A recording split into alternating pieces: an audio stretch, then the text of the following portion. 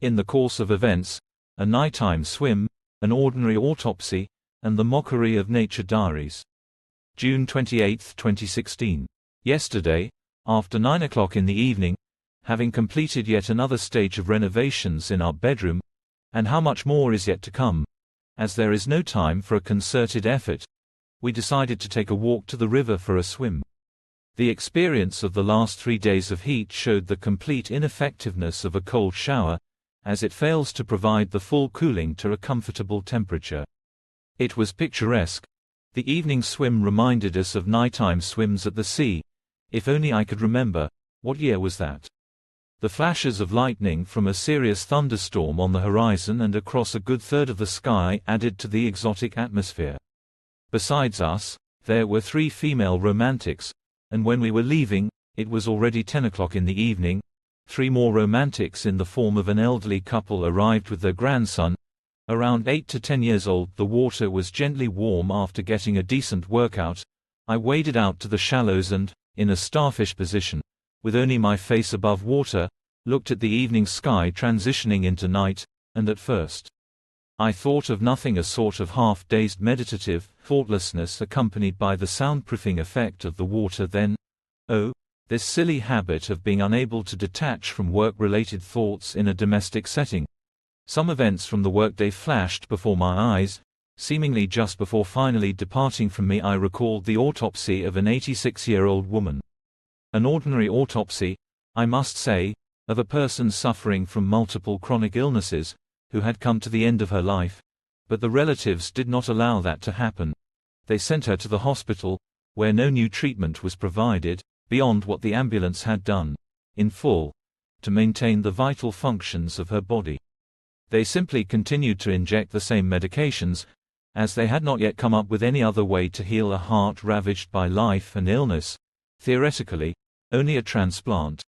The logical result was the long-anticipated death of the ailing body, with a subsequent mandatory referral for a post-mortem examination. After all, the patient's stay in the hospital, even with a clear diagnosis, was less than a day.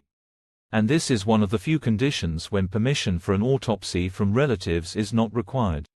In general, it's a dull, uninteresting, routine job for a pathologist, stemming from patients' faith in doctors' abilities more than in their God. But I digress. An interesting feature of this autopsy was the extreme obesity of the patient. Roughly estimating, around 200 kilograms, the thickness of the subcutaneous fat at the navel measured 18 to 20 centimeters. Carl, and this unusual combination really defies all stereotypes: a sick heart, atherosclerosis of the coronary vessels, obesity, and 86 years.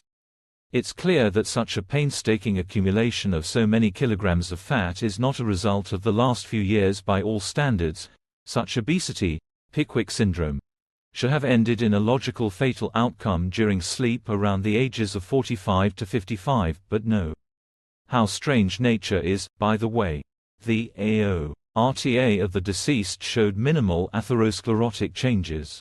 And right away I remembered the lean little uncles over 40 years old, whose AO/RTAs I had seen during autopsies with much more severe and pronounced alterations. Once again, I come to the conclusion that everything in this life is relative and not as simple as we sometimes want to imagine. Smiling at my thoughts about nature's twisted imagination in its torment of the human body, I even laughed a little, startling the riverside seagulls that were searching for something tasty for their late dinner. I recalled a piece of news I had read just that morning. Oh, these random coincidences, that British researchers from Oxford recorded a sharp increase in joint and ligament diseases, typically seen in people over 60, among young people aged 30 to 40 who are extremely passionate about fitness and significant physical loads. I even remembered the figure.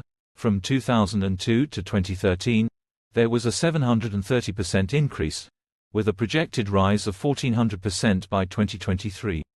Moreover, many of these amateur athletes have had to undergo surgical interventions on their bone and ligament apparatus. Another interesting figure is, in 2000, the average age of such patients was about 45, and now it stands at 35. A smile from nature. The excessive desire to bring one's body to an ideal state according to invented standards leads to defects, another paradox that one occasionally encounters in the course of work. After enjoying a refreshing swim and buying a calorie-laden ice cream from a night shop, we headed home, where we even managed to cook a hearty white chicken mushroom puree soup with melted cheese for tomorrow, that is, today.